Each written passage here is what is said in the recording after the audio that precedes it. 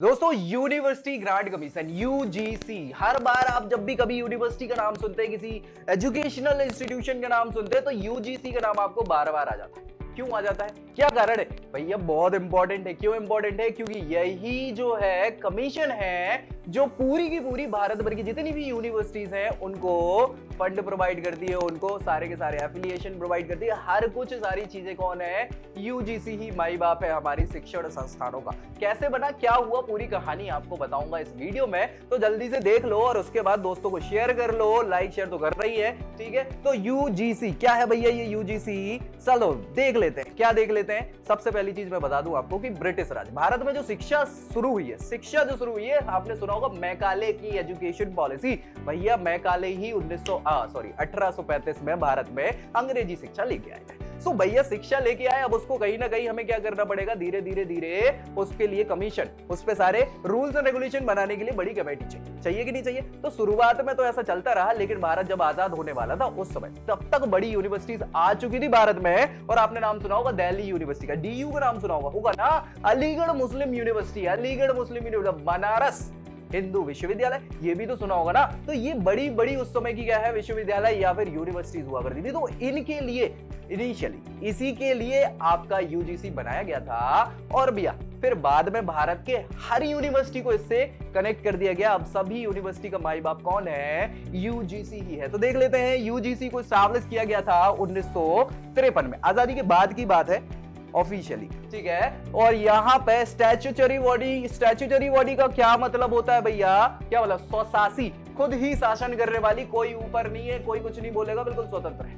समझ पा रहे हो ना? तो स्टैट्यूटरी ऑर्गेनाइजेशन है ये। इसको यूजीसी एक्ट 1956 के तहत क्या किया गया था? लाया गया था। कहां पे? कमांड में, ठीक है भैया। अब यूजीसी किस किस के लिए रिस्पॉन्सिबल है? तो भैया ये रिस्पॉन्सिबल है कोऑर्डिनेट करने के लिए, किससे?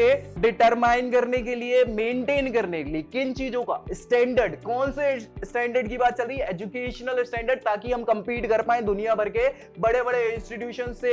एजुकेशनल जो उनके हब हैं उनसे, भाई भारत को भी तो तरक्की करनी है। सो सारे के सारे मेंटेन जो भी स्टैंडर्ड हैं हायर एजुकेशन के, उनको मेंटेन करने के लिए क्या किया है? यूजीसी को बनाया गया है। यूजीसी यूनिवर्सिटी ग्रांट कमीशन जो है ये प्रोवाइड करती है क्या? रिकॉग्नाइजेशन प्रोवाइड करती यूनिवर्सिटीज को। जितनी भी भारत की यूनिवर्सिटीज हैं उनको फंड प्रोवाइड कराने का काम कौन करता है? यूजीसी करते हैं। और सारे के सारी यूनिवर्सिटीज को, कॉलेजेस को ये क्या करते हैं? रिकॉग्नाइज करने का काम यूजीसी के अंदर आता है। ये कमीशन है पूरा का पूरा, ठीक है ना भैया। अगर बात करें इनके रीजनल ऑफिसेस की, तो यूजीसी के हेड ऑफिस जो है वो कहां है? दिल्ली में ही है, ऑब्वियस सी बात है। लेकिन रीजनल ऑफिसेस जो हैं वो 6 हैं। कितने हैं? 6 हैं भारत भर में। एक तो बेंगलुरु में है, भोपाल, भैया भोपाल मध्य प्रदेश अपने आप में बहुत बड़ी बात है। गुवाहाटी हो गया, ये नॉर्थ ईस्ट के लिए है। हैदराबाद जो है साउथ के लिए है। कोलकाता हो गया, पुणे हो गया। तो भैया पूरे भारत वर्ष के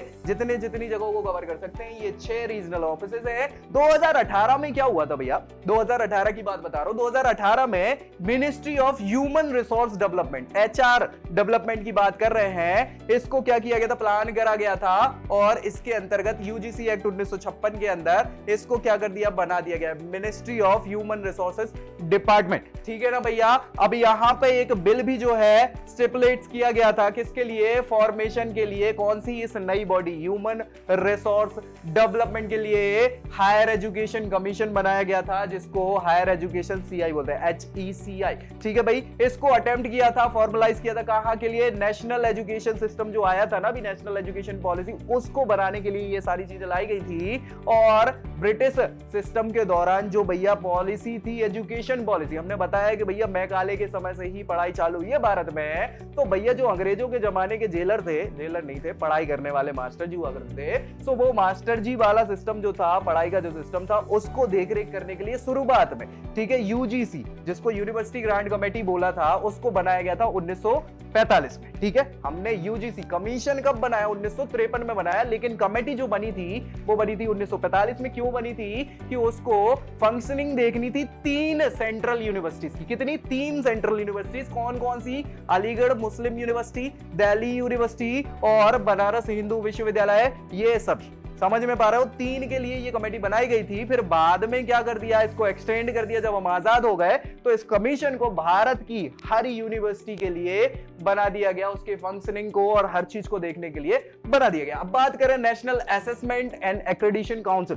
ठीक है भैया, NAAC, नाक नहीं, ये नाक नहीं है, नैक, ठीक है ना। इसको ऑर्गेनाइजेशन बनाया गया था किसके लिए, एक्सेस करने के लिए, एक्रेडिट्स के लिए, कौन सी, हायर एजुकेशन इंस्टीट्यूशन के लिए, HEIs के लिए, ठीक है। कब, भारत की जितनी भी है सारी, उसके लिए ये लाया गया था नाक, और इसको ऑटोनोमस बॉडी बनाया गया। ऑटोनोमस समझ पा रहे हैं ना, 180 भाई अपने हिसाब से सारा काम करने वाली, इसको यूनिवर्सिटी ग्रांट कमीशन ही फंड देती है, ठीक है। तो अभी भी माई बाप कौन है, UGC ही है, और हेडक्वार्टर जो है नैक का कहां है, बेंगलुरु में है, ठीक है भैया। कोई दिक्कत परेशानी, तो भैया ये हुई पूरी की पूरी बात किसकी, UGC, यूनिवर्सिटी ग्रांट कमीशन। कोई भी अब अगर डाउट दिमाग में बच गया हो तो कमेंट करके बता देना कि ये डाउट बच गया सर जी, तो अपन उसको भी क्लियर कर देंगे, क्योंकि दिमाग में टेंशन नहीं रहने का, पढ़ाई करना है ना, पढ़ाई कर रहा है। और ये वीडियो जल्दी से लाइक, शेयर और दोस्तों को सब्सक्राइब कराने को बोल दो।